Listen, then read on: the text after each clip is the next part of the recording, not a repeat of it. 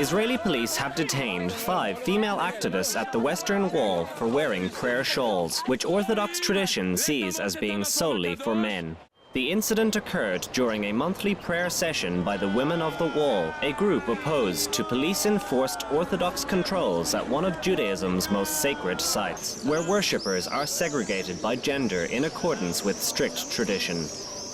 Rabbi Gilad Kariv, the executive director of the Israel Movement for Reform and Progressive Judaism, said the arrests were against Israel's democratic nature shortly before the Jerusalem Magistrates' Court ordered their unconditional release.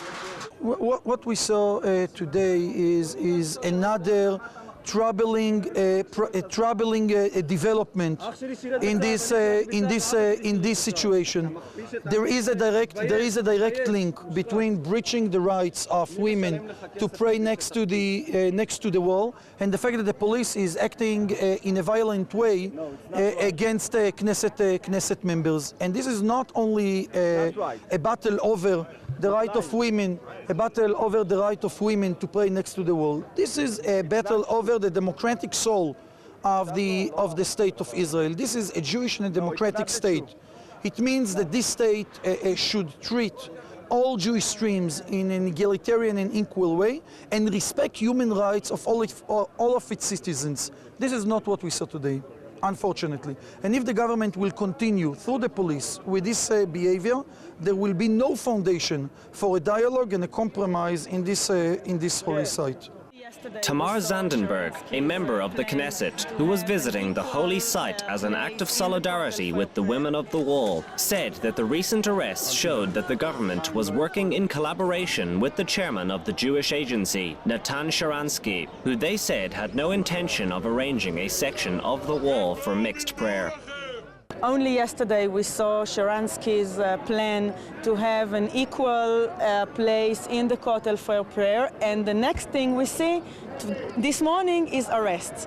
I think this implies more than anything on the real intentions of the Israeli government, unfortunately, and the real intentions we can see is not to have an equal prayer and a pluralist place for women and men to pray in the Kotel, in the wall.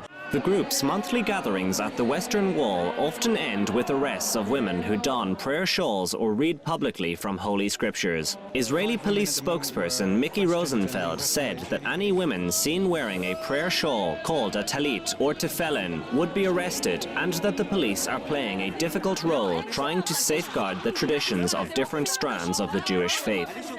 The Women of the Wall are allowed to pray at the Robinson's Arch and are allowed to pray at the Western Wall only on the conditions without wearing the religious garments, the talit and the tefillin.